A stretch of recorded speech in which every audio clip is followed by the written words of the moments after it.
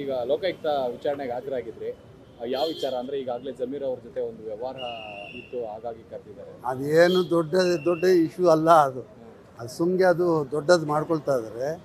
ಇವಾಗ 2013 ಜಮೀರ್ ಅಹಮದ್ ಸಾಹೇಬ್ರು ಇದ್ದಾರಲ್ಲ ಮನೆ, ಆವಾಗ ಲ್ಯಾಂಡ್ ಇತ್ತು, ಬ್ಯಾಂಕಲ್ಲಿ ಲೋನ್ ಇತ್ತು. ಅದು ಆ ಲೋನ್ಗೆ 3.5 ಕೋಟಿ ನನ್ನ ಹತ್ರ ಸಾಲ ತಗೊಂಡಿದ್ರು. ಸಾಲ ತಗೊಂಡು ಲೋನ್ ಕ್ಲಿಯರ್ ಮಾಡಿದ್ರು. ಕ್ಲಿಯರ್ ಮಾಡಿದ್ದು ಆ ದುಡ್ಡು ಬಂದಿರಲಿಲ್ಲ. 2021 ಏನೋ ಅವ್ರಿಗೆ ರೇಡ್ ಆಯಿತು. ರೇಡ್ ಆದಮೇಲೆ ಆ ರೇಡಾಗಿ ನನಗೆ ನೋಟಿಸ್ ಬಂತು. ಆ ದುಡ್ಡು ಏನಕ್ಕೆ ತಗೊಂಡ್ರು ಅಂತ ಅಲ್ಲಿ ಎನ್ಕ್ವೈರಿ ಮಾಡಿದ್ರು. ಆ ಎನ್ಕ್ವೈರಿದಲ್ಲಿ ಒಂದು 10-15 ದಿವಸ ಅಲ್ಲಿ ಎನ್ಕ್ವೈರಿ ನಡೀತು.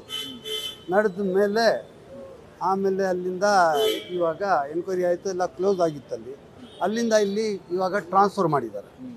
ಡೆಲ್ಲಿ ಇಡಿಯಿಂದ ಲೋಕಾಯುಕ್ತಗೆ ಟ್ರಾನ್ಸ್ಫರ್ ಮಾಡಿದ್ದಾರೆ. ಟ್ರಾನ್ಸ್ಫರ್ ಮಾಡಿರೋದ್ರಿಂದ ನಮಗೆ ಇಲ್ಲಿ ಎನ್ಕ್ವೈರಿಗೆ ಕರೆದಿದ್ರು. ಎನ್ಕ್ವೈರಿ ಎಲ್ಲ ಆಯಿತು.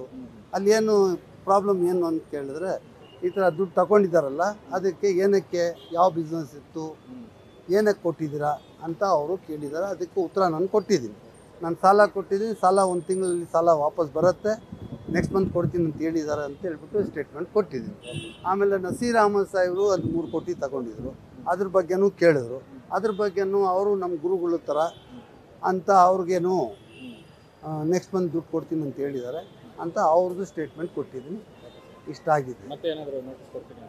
ಇವಾಗ ಇನ್ನೂ ಕೆಲವು ಡಾಕ್ಯುಮೆಂಟ್ ಕೇಳಿದ್ದಾರೆ. ಡಾಕ್ಯುಮೆಂಟ್ ಕೊಟ್ಟ ಮೇಲೆ ಅವ್ರು ಯಾವಾಗ ಕರೀತಾರೋ ಅವಾಗ ಬನ್ನಿ ಅಂತ ಹೇಳಿದ್ದಾರೆ. ಜೈ ಹಿಂದ್, ಜೈ ಕನ್ನಡ. ನ್ಯೂಸ್ ಫಸ್ಟ್, ನಿರ್ಭೀತಿಯಿಂದ ನಿಮ್ಮ ಪರವಾಗಿ.